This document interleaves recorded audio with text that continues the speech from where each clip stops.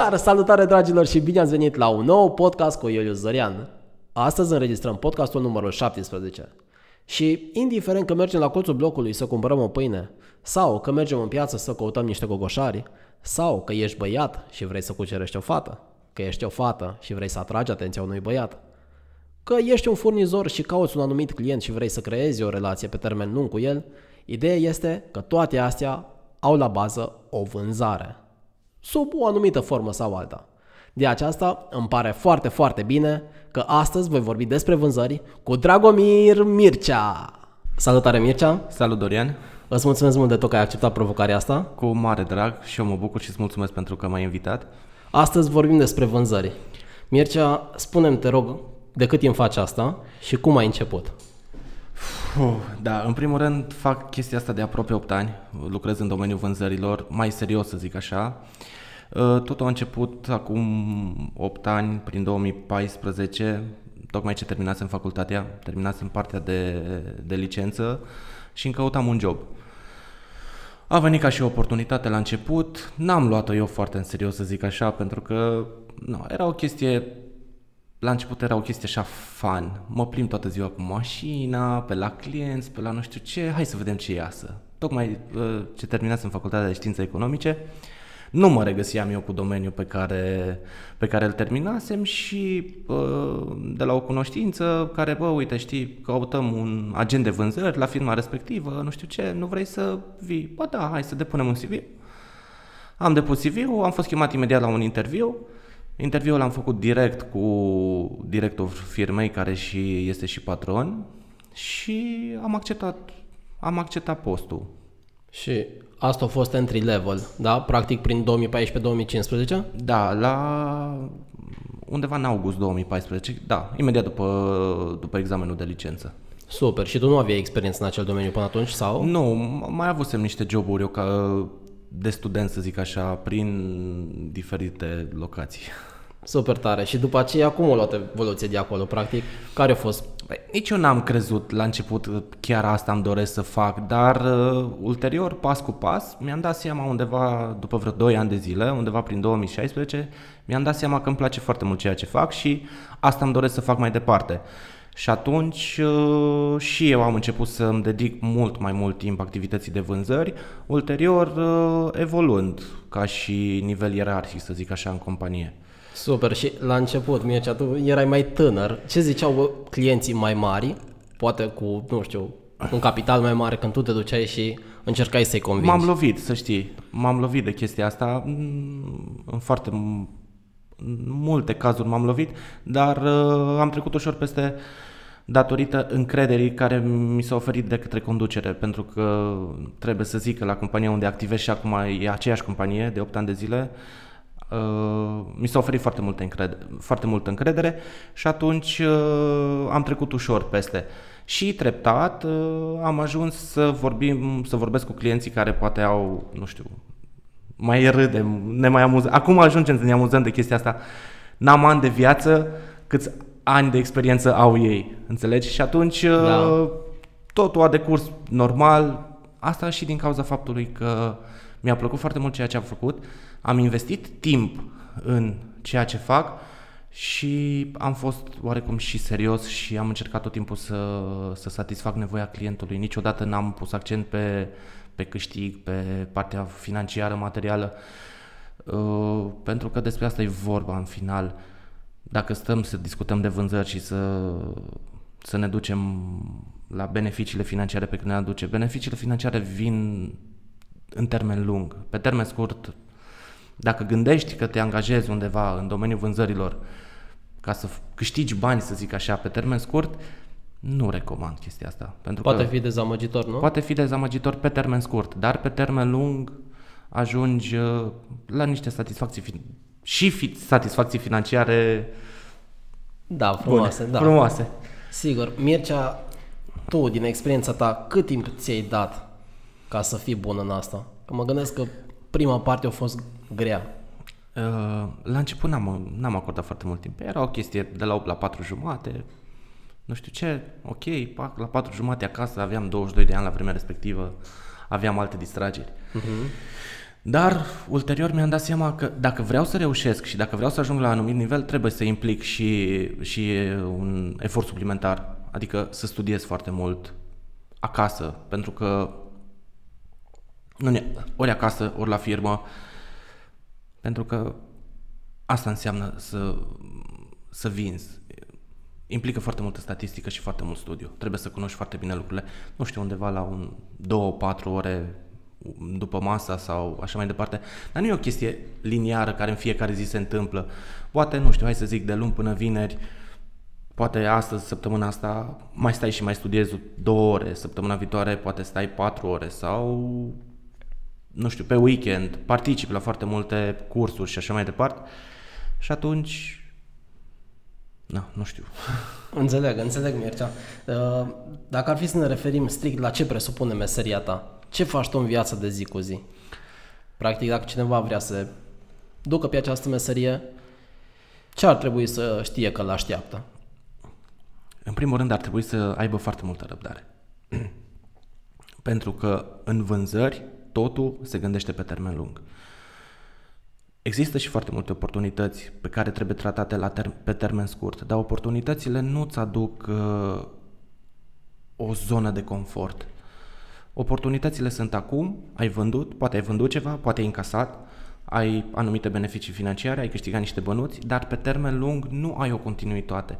Și atunci trebuie să ai foarte multă răbdare, trebuie să studiezi, să-ți cunoști foarte bine, în primul rând trebuie să cunoști foarte bine produsele pe care tu le vinzi, trebuie să-ți cunoști clienții, trebuie să știi să-ți asculți clientul, pentru că de fapt noi îi oferim clientului, poate mă repet un pic,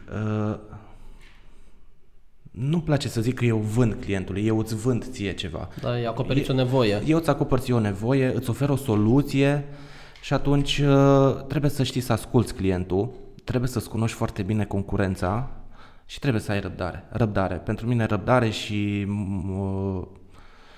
și studiu.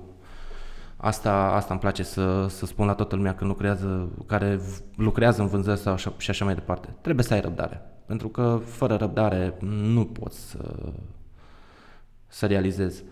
Și încredere în tine, în primul rând. Ziceai de concurență. Ce zici? Din punctul tău de vedere, concurența este bună, e sănătoasă? Da, este bună, este sănătoasă, pentru că fără concurență altfel nu ar mai fi provocările din viața de zi cu zi. No, și trebuie să-ți respecti concurența și să fii prieten, niciodată să nu-ți denigrezi concurența, cel puțin nouă așa ne place să zicem, chiar și când discutăm între noi, la ședințele noastre și așa mai departe, foarte rar folosim numele concret al concurenței, folosim concurența ca pe un lucru generic și nu o denigrăm, nu vorbim de rău de ei, fiecare apelează la fel și fel de mijloace, cu promoții, cu una alta, dar tratăm toate lucrurile în felul următor. Fiecare încearcă să-și facă treaba cât mai bine. Ziceai de denigrare. E ușor să ți se strice reputația sau să ți-o strici? Tu, ca și agent de vânzări, dacă vorbim de tine, da, e foarte ușor. Pentru că e foarte important să știi să zici nu. Am observat la mulți agenți de vânzări, au chestia asta la ei totul se poate. Da, facem, rezolvăm. Nu există chestiile astea, pentru că eu încerc să-ți vând ție ceva, da, Dorian, facem, dregem, și poate eu nu pot, pentru că impactul ăla e foarte mare. Vine chestia aia că trebuie să rezolv, adică tu trebuie să mai ai pe mine ca și furnizor. Nu există chestia asta. Trebuie să știi care sunt limitele. Și asta zic la toată lumea, ok, mai ales la colegii mei le explic în felul următor, nu tot timpul, da, rezolvăm, da, hai să analizăm, hai să vedem de ce aveți nevoie, lăsați-mă câteva ore, lăsați-mă o zi, lăsați-mă 2, să vedem, putem să vă oferim soluția pentru nevoia dumneavoastră și nu e o rușine să zici nu. Din punctul meu de vedere, nu e o rușine să zic nu. Poate poți ajuta prin altfel. Uite, eu nu pot să te ajut cu chestia asta, dar cunosc pe cineva care te-ar putea ajuta, te îndrum la persoana respectivă și nu e o rușine. Pentru mine, mie mi se pare un lucru cinstit și corect să zici nu. Sau să zici nu pot. Nu, asta nu-i domeniul meu. Nu cu asta ne ocupăm noi și atunci noi nu vă putem ajuta. Dar, uite, știți, cunoaștem, Pentru că totul se leagă, mai ales aici în Sibiu, totul se leagă. Momentan activez într-un domeniu industrial și agricol. Noi ne ocupăm cu distribuție de piese și materiale pentru întreținerea industrială și agricolă și atunci industria din Sibiu se cam leagă una cu cealaltă. O companie are nevoie de cealaltă, cealaltă are nevoie de X și așa mai departe. Și atunci noi, lucrând cu aproape toate, putem îndruma clienții către, uite, compania respectivă se ocupă cu așa ceva. Dacă vrei îți dau un contact, îți dau un număr de telefon și atunci lucrurile... Înțeleg. E o lume mică. Da. Da, Mircea, de exemplu, când vinzi ceva, de multe ori apare și procesul negocierii. Vreau să te întreb, din experiența ta, prețurile sunt cam fixe pentru toată lumea? Nu. Sau care e mai bun câștigă negocierea, câștigă un preț mai bun? Și întrebarea mea este, fiind o lume mică, ce se întâmplă dacă unii află, eu am cumpărat la prețul ăla, tu la cât ai cumpărat? Eu la prețul ăla. Cum se face cu treaba asta? Procesul de vânzare e un proces foarte complicat, pentru că, hai să luăm acum caz concret ceea ce fac eu, da? Eu, în primul rând, merg la persoana care are nevoie de produsul respectiv. De regulă, în cazul de față, poate sunt mecanicii, oamenii de la mentenanță. Merg, discut cu el, identific nevoia. Am identificat produsul, am identificat nevoia pe care el o are. După care, merg pe nivel ierarhic creștem. Mergem la șeful de secție. Ok, uite, am discutat cu domnul, e nevoie de produsul ăsta, din punctul nostru de vedere ăsta e cel mai bun produs pe care îl puteți primi. Bun. După care mergem, în anumite cazuri, mergem la achiziții. Pentru că achizițiile joacă un rol foarte important și aici ajungem la negociere. Bun, mergem la persoana desemnată de la achiziții și explicăm. Uite, am discutat cu domnul, astea sunt produsele de care au ei nevoie, le-am identificat, urmează să vă facem o ofertă. Bun, aici mai există cazuri în care de la achiziții mergem la contabilitate, la partea financiară. Depinde foarte mult de ce este nevoie. Dacă vorbim de un proiect de investiții pentru a îmbunătăți anumite utilaje, pentru a aduce un plus de valoare la anumitor utilaje, atunci trebuie să ajungem la partea de contabilitate, să discutăm, pentru că sunt companii care au programate investiții pentru dezvoltare în anumite perioade ale anului și atunci trebuie să luăm legătura și cu ei și după care sunt cazuri în care ajungem inclusiv la CEO și atunci da, contează foarte mult ceea ce vindem. Și atunci să ajungem unde ai vrut tu la negociere. Tot timpul prețul trebuie să fie corect. Tu ca și agent de vânzări trebuie să-ți răsplătești munca ta, pentru că a vinde un produs nu înseamnă doar ok, ăsta e paharul, ți-l dau, poftim, ia, ăsta e prețul, dacă îți convine îl iei, dacă nu. Pentru că până ajung să concluzionez faptul că tu de paharul ăsta ai nevoie, eu investesc timp. Poate stau cu tine undeva la o oră, două sau depinde cât e nevoie și atunci ăsta e timp investit de mine, timp în care puteam să fac altceva. Și atunci prețul ăsta este, bine, se fac prețurile în funcție de cantitate, de calitatea produsului pe care, exact. Și în funcție și de asta facem prețurile. Da, există cazuri în care vin persoanele de la achiziții și ne zic, da, același produs l-am găsit la concurență cu un preț mai mic, să zic. Și atunci lăsați din preț? Sau? Depinde. Sunt cazuri în care poți să lași din preț și sunt cazuri în care nu poți să lași din preț. Contează foarte mult și cât timp am investit, pentru că dacă eu știu că pentru a identifica nevoia ta am investit o oră, jumate, 2, nu știu dacă sunt dispus să las foarte mult din preț, pentru că eu am muncit pentru chestia aia. Și aici intrăm în niște dedesubturi ale vânzărilor și chestia asta cu prețul, cu negocierile,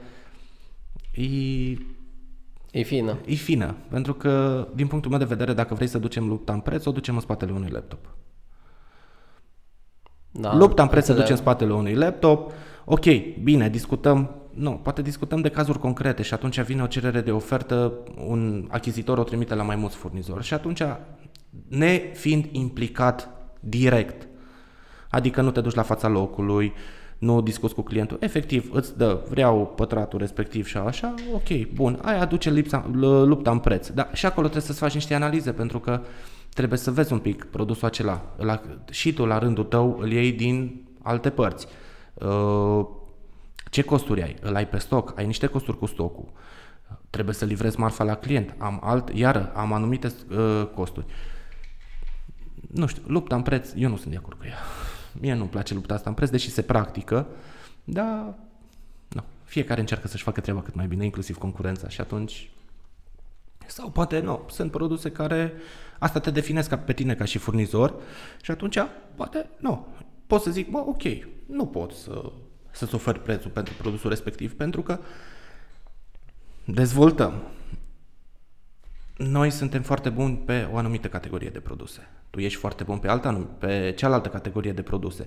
Tu ai investit timp, bani în stocurile respective, automat, investind în stocuri și în volume, ai primit anumite beneficii și poți să mergi cu o marjă de preț astfel încât celălalt, concurența ta, să nu poată. Și procesul poate să fie și invers. Noi avem anumite produse care ne definesc, la care am investit timp, stoc, bani, avem director de produs, să zic așa, avem persoane desemnate care cunosc foarte bine produsul și atunci nu, poți să fii numărul 1 din punct de vedere al prețului pe produsul respectiv. Da. În 2022, chiar discutam și cu colegii mei, foarte puțin mai vinde prețul. Mai ales acum, în perioada asta, mie mi se pare că vinde relația interumană și disponibilitatea, pentru că sunt probleme serioase, mai ales în domeniul nostru. Avem termene de livrare pentru anumite produse, poate și de 8-10 luni. Wow! Da, și atunci depinde foarte mult compania și tactica companiei, că vorbim pe termen lung. Dacă compania a gândit pe termen lung afacerea, s-au gândit, ok, eu trebuie să am stoc tot timpul pentru produsele astea, pentru că sunt produse pe care mă definesc. Sunt produse cu care eu mă asociez în piață, automat acolo s-au investit niște bani, să zic așa. Nu-mi place să folosesc cuvântul bani. Că ziceai tu mai devreme de relații, cum îți construiești o relație bună în timp cu un client? Prin seriozitate. Prin seriozitate și prin faptul că îl asculți și îi oferi ceea ce el are nevoie. Nu încerca să-i dai ce vrei tu. Ok, poate tu vrei o mașină roșie. Îți dorești o mașină roșie. Niciodată nu o să încerci să te convinzi că să-ți vând ție o mașină albă. Poți să-ți spun anumite, uite, știi, dacă ai cumpărat mașina asta albă, am și mașina albă. Dar dacă tu ești setat pe mașina roșie, ok. Și încerc să vedem, îți acoperă toate nevoile tale mașina respectivă? Da sau nu? E foarte simplu. Uite, sunt foarte curios de o chestie. De exemplu, înainte poate erau mulți oameni sau mulți clienți care doreau un anumit produs, da? Da. Acum mi se pare că ne îndreptăm într-o perioadă, nu știu dacă mă înșel, chiar sunt curios ce părere ai tu, în care, de exemplu, oferta pentru produsele respective e tot mai mică. Adică eu cred că o să vină o perioadă în care furnizorul va alege, poate uneori, dintre clienți, poate clienții cu o relație mai lungă de prietenie sau de afaceri, decât invers. Nu. Și spun și din ce cauză. Da, ok, disponibilitățile sunt tot mai mici. Dar încercăm să ajutăm absolut toți clienții noștri. Bine, se mai triază din ei, ajungem la partea asta de triere, ajungem în funcție de obiceiurile de plată, pentru că în condițiile actuale cu inflația care se tot vorbește de ea la televizor în ultimele zile, apar anumite probleme la partea de încasări și atunci poți să mai triezi din chestia asta, poți să zici, ok, uite, nu-ți mai pot da volumul ăsta de produse până nu mi-achiți toată marfa sau toate facturile scadente. Dar nu o să triezi niciodată. Dar credeți că poate, de exemplu, să vină o criză și voi să nu mai aveți atâtea produse? Da. Sau să așteptați mai mult pentru produsele respective? Să zicem, voi ați avut poate 1000 de clienți. Da. Și după aceea, poate cu o cantitate mai mică de produse, voi trebuie să satisfaceți acum, poate principalii clienți, aici ca să zic așa. Ajungem la partea de statistică, să zic așa, pentru că tot este asta. Vânzările undeva la 90% e statistică. Și atunci, dacă ești o companie care gândești pe afacerea pe termen lung sau dacă ești un agent care vezi lucrurile pe termen lung, știi clienții tăi cam ce intervale de folosire a produselor au și atunci tu știi să-ți faci anumite stocuri și tot timpul încerci să ai stocuri pentru toți clienții tăi. Se poate să refuzi, nu. Sunt cazuri în care refuzi, dar niciodată nu pui unul mai presus ca celălalt. Cel puțin eu în 8 ani de zile nu am întâlnit chestia asta, prezerv marfa asta pentru clientul respectiv și la clientul celălalt nu eu mai dau. Eu n-am întâlnit așa ceva. Probabil că în alte domenii de vânzări se poate, contează foarte mult și area pe care îți desfășori activitatea. În domeniul meu n-am întâlnit așa ceva. Toți clienții au fost serviți, bineînțeles, cu termene de livrare, am zis și ulterior, 4, 5, 6 luni, adică... Da. Mircea, ca să fii un vânzător bun, indiferent de domeniu, indiferent de nivel, că ești entry level sau senior, îți trebuie o facultate sau nu neapărat? Nu neapărat. Trebuie să ai anumite studii, dar poți să fii un merchandiser bun sau un vânzător bun și fără facultate. Contează foarte mult. O să te ajute. Mai târziu o să te ajute, pentru că eu am observat acum, în momentul de față. Eu terminând facultatea de științe economice, care și tu ai terminat-o, sunt foarte mult se folosesc foarte mult termeni comuni. Marketing, analize SWOT și așa mai departe. Sunt lucruri pe care noi le-am întâlnit și le-am făcut și a fost foarte ușor să le implicăm în activitatea de zi cu zi. Dar poți să fii și fără facultate. Dar ce crezi că contează cel mai mult? Sincer, școala vieții sau ce? Nu, contează foarte mult să-ți placă ceea ce faci. Și să-ți dorești chestia asta să o faci pe termen lung. Dorindu-ți să faci chestia asta pe termen lung, ceea ce discutam, că să investești timp personal, adică din timpul tău liber să investești în partea de studiu, nu o să ți se pară greu. O să pățesc. O să vrei. Da, mi se termină programul la ora 4:30, 5 și mă trezesc că mă uit la ceas, e 8 și eu că sunt în fața laptopului. Da, pentru că îmi place ceea ce fac, nu-mi dau seama când trece timpul. Și asta zic, trebuie să-ți placă foarte mult ceea ce faci. Pentru că, nu știu, poate ai cunoștințe contabile extraordinar de bune, dar pe tine nu te atrage domeniul ăsta. Se poate, nu. Și avem atâtea cazuri, vedem și în jurul nostru. Sunt oameni care, experți contabili sau ingineri sau așa mai departe, efectiv nu se regăsesc în chestia aia, dar ei sunt extraordinar de buni. Da, avem experți. Da. Și atunci, nu, contează foarte mult să-ți placă ceea ce faci. Uite, eu lucrez într-un domeniu tehnic. Pot să zic că, nu știu, cunoștințele din punct de vedere tehnic au fost minimum. Dar plăcându-mi ceea ce fac, am ajuns să am și un basic de cunoștințe tehnice care să mă ajute să-mi fac treaba, zic eu, bine. Firma, din punctul ăsta de vedere, o investit? Foarte mult. Super. Deci contează mult și sprijinul. Nu să te apuci tu singur să înveți. Nu, deci s-au investit sume frumoase spre mari, să zic așa, în modulul de trainuire a angajaților noi. Pentru că asta îți dorești. Nu vrei neapărat maxim de eficiență cu minim de efort, dar îți dorești să lucrezi cu oameni pregătiți și atunci trebuie să ai un modul prin care omul să treacă prin anumite etape și când au terminat de parcurs etapele respective să poată să te ajute. Bineînțeles, nu vorbim de perioade scurte. Repet, vorbim de 1 an, 2 de zile, pentru că asta înseamnă, totul se bazează pe termen lung și pe dăruire și pe muncă, de fapt. Da, mi se pare o strategie super bună, că trebuie să ai o bază și dacă îi trimiți pe agenții respectivi, pe teren, trebuie să facă o treabă bună. Adică nu poți să iei pe cineva, hai repede să începi să produci bani. Nu. După aceea baza e slabă și tu pe termen lung suferi și iară trebuie să-l trăinuiești mai târziu. Acum, poate, de fapt o să încerc să nu dau prea multe din casă, că nu vrem să facem reclamă, dar uite, spre exemplu, noi avem un modul în felul următor.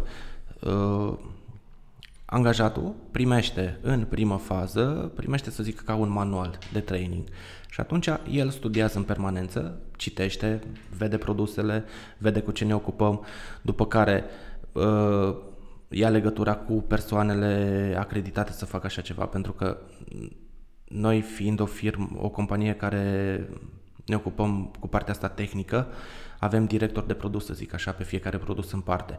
Și atunci, după ce a citit un nivel de bază, la nivelul de citit merge și face cursuri cu persoana respectivă, după care începe și ajută ușor în depozit, ajută în magazin, după care ajută, merge pe teren cu colegii, să vadă cum merge treaba și așa mai departe. Și nu poți să aștepți rezultate de la un om acum. Dar asta contează foarte mult și de domeniul de care activezi. Că, spre exemplu, sunt domenii în care vinzi produse, nu știu, poate ai un portofoliu de 5 produse. Și atunci e foarte ușor să le înveți sau poate le cunoști. Nu știu, că dacă vorbim acum de produsele din încăperea asta, de pahare, vorbim că vindem pahare, un microfon și un triunghi, poate e foarte ușor să le vinzi și atunci, da, dacă angajezi pe cineva să-ți vândă chestiile astea, e foarte ușor. Dar în momentul în care ai un portofoliu foarte mare de produse, foarte mare, atunci trebuie să ai și un modul din asta de pregătire pentru angajații noi. Dacă gândești pe termen lung, repet. Deci lucrurile făcute ca la carte. Super. Da. Super. Mircea, ce îți place ție cel mai mult la jobul tău? Că îi poți spune job, că poate e pasiunea ta. Totul este dinamic. Nici o zi nu seamănă una cu cealaltă. Deci nimic nu este repetativ. În fiecare zi ai parte de noi și de noi provocări. Vezi multe lucruri. Lucrând în vânzări, să zic așa, și apare chestia asta de libertate de mișcare. Pentru că umbli prin foarte multe locuri, vezi foarte multe lucruri, înveți foarte multe lucruri noi și ai ocazia să te întâlnești poate cu persoane, poate cu anumite tehnologii, să zic așa, pe care alții și-ar dori să le vadă, dar nu au posibilitatea că, nu știu, au un job de așa natură încât poate unii stau în fața unui calculator 8 ore sau așa mai departe. E foarte fun, să zic așa, dacă îți place ceea ce faci. Pentru mine, ce să zic, din experiențele proprii, am ajuns să văd locuri în România care poate, având un alt job, n-aș fi avut oportunitatea sau posibilitatea să le vizitez. A doua chestie care îți vine în minte, chiar acum, dacă ar fi să luăm așa la cal. Faptul că interacționez tot timpul cu oamenii. Tot timpul, deci din 9 ore sau 8 ore jumate, 9 ore cât lucrez, să zic așa, 7 ore ești în contact cu oamenii și asta contează foarte mult, pentru că socializez. Da, asta ține și foarte mult de tipul tău de personalitate și... Păi nu poți să vinzi fără să socializezi, pentru că inevitabil nu vinzi unui robot sau nu știu să zic, unei inteligențe artificiale. Vinzi oamenilor și atunci interacționezi în permanență cu oamenii și să știi că îți aduce beneficii și ulterior, pentru că ajungi în viața personală să te lovești de anumite chestii, să ai nevoie, nu știu, chiar acasă, îți construiești o casă sau îți repari mașina sau așa mai departe și ai nevoie de un sfat, poate de un ajutor și atunci tu îți dai seama, stai că agenda telefonului are 5-600 de contacte, e imposibil de acolo cineva să nu mă poate ajuta și îți aduce beneficii și satisfacții ulterioare. Deci așa, o chestie care nu neapărat că nu îți place, dar e o mare provocare.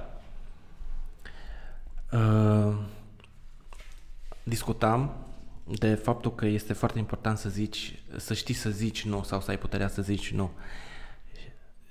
Acum este foarte important și să știi să accepti refuzul din partea clientului. Pentru că se spune nu. Că ți se spune, nu pot să achiziționez de la tine sau nu ești tu cel mai bun. Nu vreau de la tine, Mircea, nu iau de la tine. Corect. Deci trebuie să știi să tratezi chestiile astea și trebuie să știi să treci peste. Poate să apară în unele momente, poate să apară sentimentul ăsta de frustrare, să te gândești, eu pentru oferta respectivă poate am muncit o zi, 2 și am mai implicat o armată de oameni în spatele meu și nu se concretizează. Și atunci e foarte important să accepti chestiile astea, pentru că poate să fie persoane care clachează. Da, nuurile astea pe tine te-au întărit de la unul la altul. Da, foarte mult. Asta m-a făcut să mă dezvolt în continuare. Ok, hai să vedem, importantă și analiza ulterioară, hai să vedem de ce am fost refuzat, care a fost motivul și atunci iar ajungi și muncești și constați că poate clientul respectiv chiar n-avea buget respectiv pentru așa ceva sau poate concurența a oferit niște beneficii sau alte avantaje. Da, sau poate tu ca agent ai fost perceput într-un anume fel, nu? Da. Poate ai greșit cu ceva. Da, da, și chestia asta, că discutam de relațiile interumane. Sunt oameni cu care efectiv poate tu ca și client nu poți să interacționezi și am întâlnit cazul respectiv.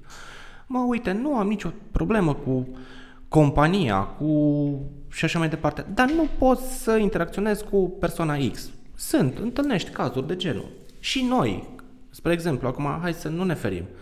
Poate mergem la un magazin sau nu știu unde și nu suntem serviți, poate persoana respectivă nu ne servește cum trebuie și atunci știm că nu mergem la magazinul respectiv în perioada respectivă, că poate găsim...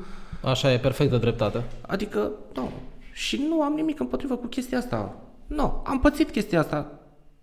Aveam 22 de ani în 2014 și au fost clienți care au sunat la conducere și au zis, dom'le, nu contest că omul nu-și face bine, dar nu am încredere în el pentru că nu-mi inspiră încredere, pentru că e foarte tânăr.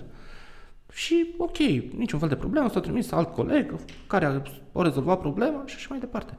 Dar în timp trebuie să sclădești chestia asta și să îi oferi încredere clientului tău, astfel încât să aibă încredere să colaboreze cu tine. Deci nu e o rușine, adică mie nu mi se pare ceva iurea. Da, deci asta ar fi o provocare, să fii dispus să primești și nouri, să nu fii demoralizat de asta, să nu te doboare. Da, foarte important.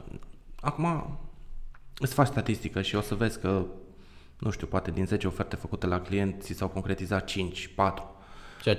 E o conversie destul de bună. Da, atunci ok, hai să vedem ce s-a întâmplat. De ce s-au concretizat și celelalte oferte sau așa mai departe? Nu e niciun fel de problemă. Și o altă provocare, care ar mai fi, Mircea? De exemplu, volumul mare de muncă se pune sau faptul că, acum bine, știu că ține și de persoană, dar tu, din prisma ta, îți place faptul că trebuie să circuli mult cu mașina?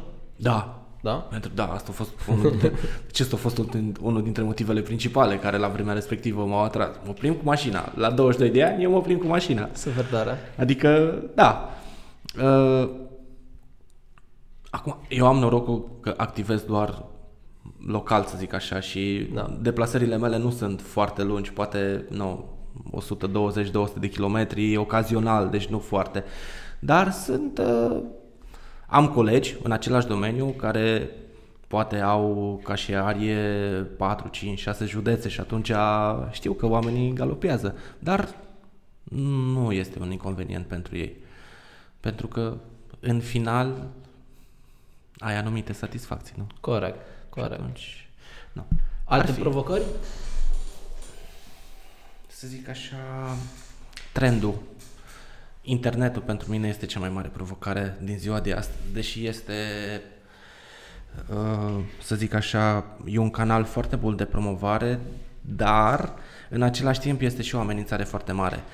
Faptul că 3 click-uri și un search, ai găsit ceea ce ai nevoie, am întâlnit. Uite, dar să știi că pe internet produsul respectiv se vinde cu. Da. Internetul, deși este o oportunitate, în același timp este și foarte mare amenințare, din punctul meu de vedere. Te ajută, ok, ai un site al tău ca și companie unde clientul îți vede produsele și atunci până te sună pe tine, până tu îi răspunzi la telefon sau așa mai departe, accesează pagina respectivă, vede produsul, găsește o fișă tehnică, găsește o descriere, dar în același timp scrii pahar de sticlă cu apă pentru apă și o să primești 1000 de variante. 1000 de variante. Da, internetul. Așa e, Mircea, are și plusuri și minusuri. Și plusuri și minusuri, da. Deopotrivă, așa e. Da.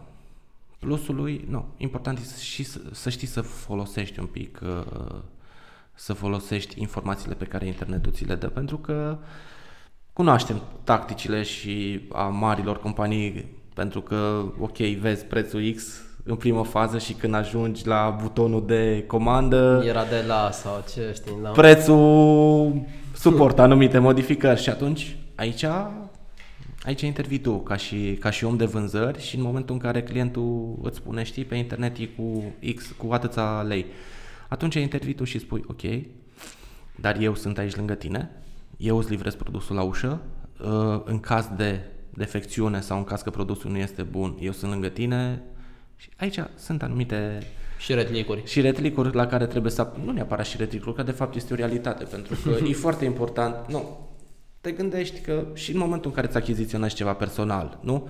Ok, pe internet poate să fie cu 5, 10, 15 lei mai ieftin, dar faptul că te-ai dus și ți l-ai cumpărat dintr-un showroom, dintr-un magazin fizic, cel puțin mie personal îmi conferă o liniște, pentru că știu că dacă mi se întâmplă ceva cu produsul respectiv, te duci tot acolo mă duc tot acolo fizic, nu stau, sună într-un call center, stai de vorbă cu 75.000 de persoane și așa mai departe. Nu. Contează. Pentru mine unul contează când mi-achiziționez orice, să zic, și o pereche de Adidas, nu?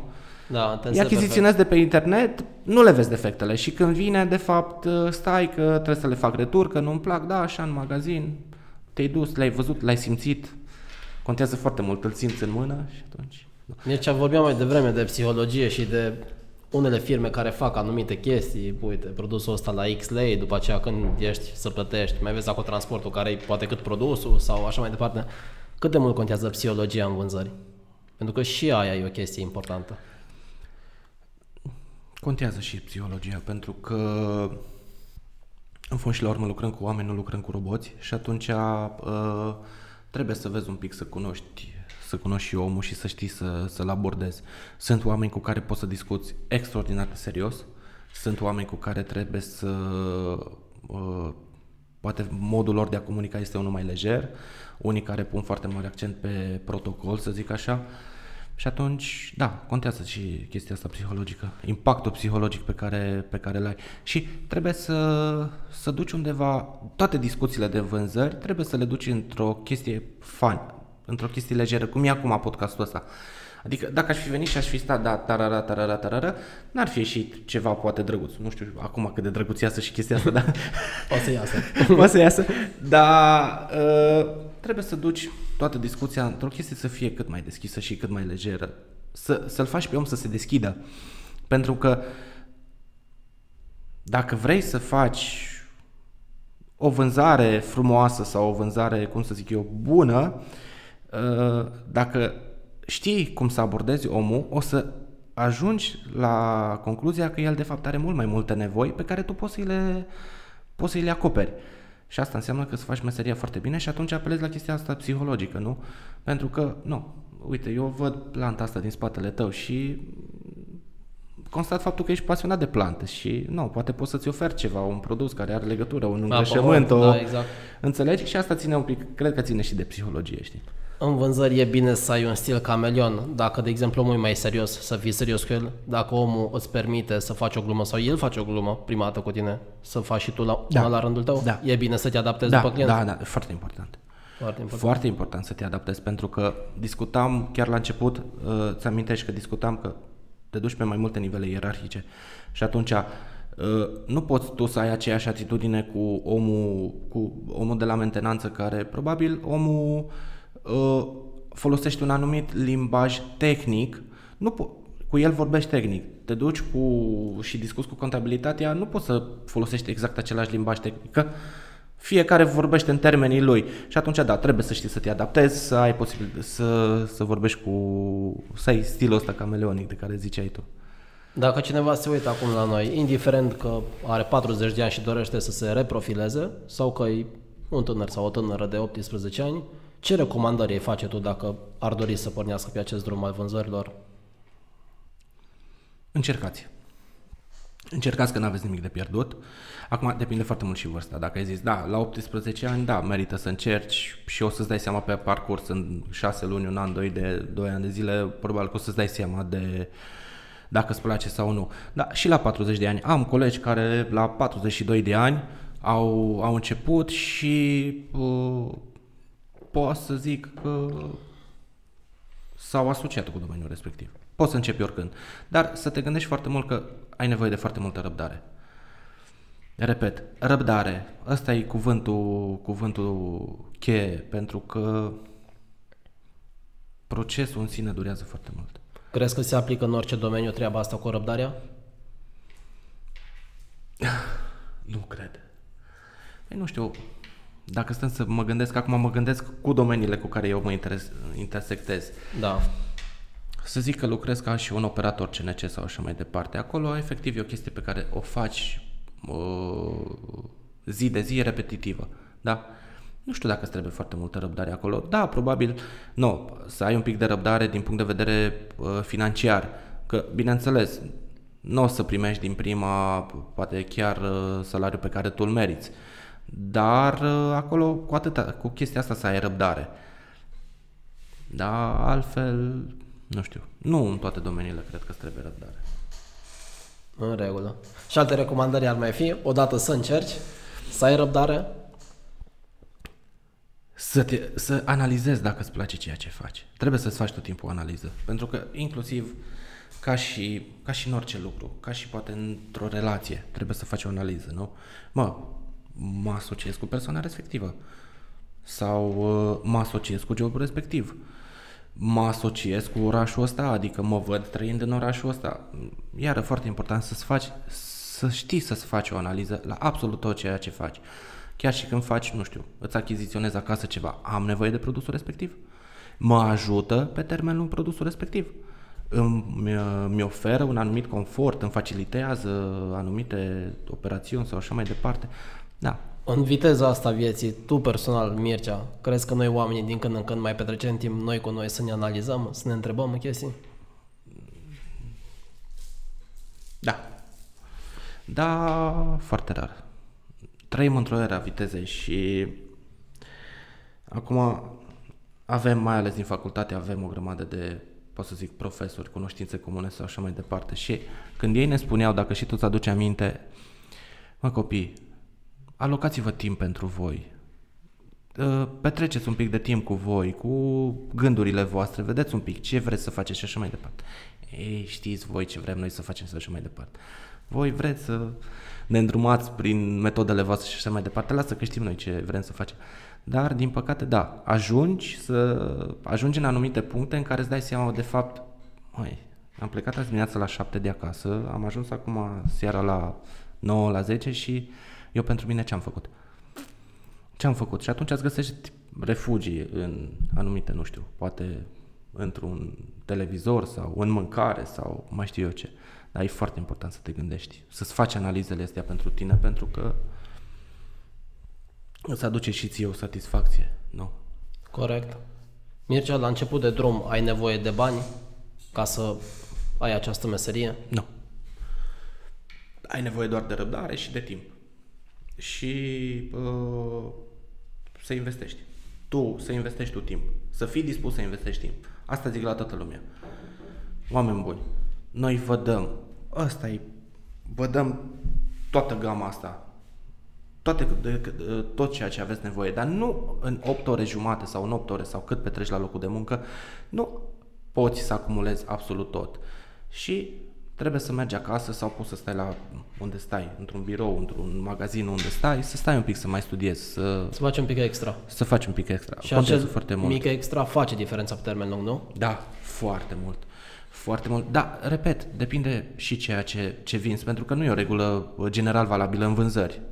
Nu știu, sunt produse, adică, nu știu, mă gândesc, avem colegi care, poate activează în domeniul Horeca sau așa mai departe și atunci ei nu au o gamă atât de diversificată de produse încât să necesite atât de mult timp. Bineînțeles, și ei sunt 100% convins că investesc timp, pentru că și Horeca, un domeniu destul de sensibil, să zic așa, pentru că acolo iară concurență și așa mai departe. Da, contează foarte mult ceea ce vinzi, pentru că... Din ce ai văzut în stânga-dreapta, Mircea, domeniul ăsta are destul personal, destui experți, sau crezi că cererea e mai mică decât oferta? Sau ar mai fi loc de oameni? Se pare, e saturat. Nu, ar mai fi loc de oameni, este nevoie de oameni de calitate. Este nevoie de oameni care să-și dorească să ducă chestia asta mai departe și tot timpul, cred că în orice domeniu nevoie de oameni este, pentru că, într-adevăr, am întâlnit cu companiile cu care mai lucrez roboți, oamenii au fost înlocuiți de către roboți, dar oamenii n-au fost disponibilizați. Este nevoie de oameni, nu mai pe operația respectivă, pe operațiunea respectivă, avem nevoie de tine pe operațiunea cealaltă. Da, și în vânzări este nevoie de oameni, dar este nevoie de oameni de calitate. Pentru că vedem că, din păcate, și asta e o chestie care am mai întâlnit-o și eu, voi ăștia care lucrați în vânzări mințiți mult. Nu e chiar așa, pentru că sunt oameni de vânzări foarte buni care au în spate ani de studiu, ani de studiu și ani de statistică. Am întâlnit mai ales la companiile, să vorbim, companii internaționale, companii care activează la nivel global și am avut ocazia să stau de vorbă cu niște oameni care sunt în domeniu de 40 de ani și ei încă zic mă duc acasă și mă apuc să studiez partea respectivă, deci care după 40 de ani de activitate încă studiază. Și atunci, da, e nevoie de oameni. Și este nevoie de oameni de calitate. Că vorbim de treaba asta de studia și de a dezvolta, care ar fi 3 calități pe care tu le recomanzi unui tânăr sau unei persoane mai în vârstă să le dezvolte pentru a fi un bun vânzător? Top 3 calități. Ce trebuie tu să știi ca să poți vinde? În primul rând trebuie să fii serios. În al doilea rând, să ai capacitatea să comunici, pentru că ajungem, asta iar e un punct pe care aș dori să-l dezvolt, chiar în compania în care activez, am întâlnit colegi extraordinar de buni din punct de vedere tehnic, dar care nu au capacitatea asta de a comunica. Și atunci a fost pus pe o poziție tehnică, care să se ocupe strict cu partea tehnică, să nu aibă foarte mult de a face cu clientul, dar care este foarte, foarte bun. Și atunci, dacă vrei tu să vinzi direct, este foarte important să ai capacitatea asta de a comunica cu omul. De a comunica eficient. Da, de a comunica eficient, corect, da, că e ușor să dai mult din gură și degeaba. Da, să fii serios, să comunici cum trebuie, să vorbești pe limba. Da, să ai capacitatea asta să te adaptezi, să vorbești cu toată lumea, pentru că există cazuri în care vorbești cu oameni pregătiți, există cazuri în care vorbești cu oameni mai puțin pregătiți, vorbești cu clientul final, mai ales în domeniul agricol și crede-mă că am întâlnit un anumit limbaj sau anumite denumiri de produse pe care efectiv nu le înțelegeam, dar comunicând, ok, hai explică-mi și mie, și poate el vorbea limbajul corect, nu eu eram cel care învățam de la el. Explică-mi și mie la ce te referi sau... Și al treilea lucru, să-ți placă ceea ce faci. Hai să nu luăm chestiile astea cu studii, nu. Dar crezi că poți face performanță într-un domeniu fără să-ți placă domeniul respectiv? Nu. Adică poți să faci performanță. Da, stai. Dar aici. Da. Faci aici performanță de aici. De aici, care e satisfacția ta în fond și la urmă? Când ai terminat programul de lucru și te duci în drum spre casă sau în drumul tău spre o ieșire cu... Care e satisfacția ta? Așa e. Mircea, dacă ar fi să ne dai un ultim sfat după această zi, dacă nepoții tăi se uită la podcastul ăsta peste 10, 15, 20 de ani, ce ai vrea ca ei să audă? Indiferent că e pe partea profesională, partea personală, care ar fi un mesaj așa de al tău? Încercați. Să nu vă fie frică să nu încercați. Încercați orice. Și dacă credeți că ați încercat 10 joburi și nu vă regăsiți, încercați-l și pe al 11-lea. Nu e o rușine să schimbi jobul și să încerci, de fapt. Adică nu mai trăim vremurile, nu știu, de acum 30 de ani, peste 30 de ani în care cum să schimbi locul de muncă, dar ce zice? Nu există. Mircea, dacă încerci și nu ți iese, ce ai de pierdut? Nimic. Și dacă încerci și ți iese, ce ai de câștigat? Foarte mult. Adică tu ca și individ ești mulțumit cu tine însuți. Adică, uite, am încercat până am reușit și am ajuns să fac ceea ce îmi place. Că să faci ceea ce îți place, să ai o familie, foarte important, nu? Să ai copii, cam astea satisfacțiile pe care un om le poate avea. Satisfacțiile materiale, nu știu, că am o casă, că am nu știu ce mașină sau așa mai departe, nu știu cât de importante sunt în piramida valorilor, să zic așa. Da, nu știu. Piramida lui Maslow. Da, nu știu cât de importantă poate să fie. Important să ai o familie și să-ți placă ceea ce faci. Super. Mircea, îți mulțumesc mult de tot pentru astăzi. Cu drag! Ești un băiat super și mersi mult că ai venit. Eu îți mulțumesc pentru că m-ai invitat și sper că n-am bătut prea mult câmpii cum facem noi ăștia în vânzări. Ciao! Pa! Dacă ți-a plăcut podcastul cu Mircea, nu uita să distribui acest interviu și prietenilor tăi. Nu se știe niciodată, pentru cineva poate fi chiar informația potrivită la momentul potrivit. Iar acum, la sfârșit, așa cum te-am foarte bine obișnuit, o să te las cu următorul mesaj. Mulți cred că a vinde este același lucru cu a vorbi, dar cei mai eficienți agenți de vânzări sunt aceia care știu să asculte.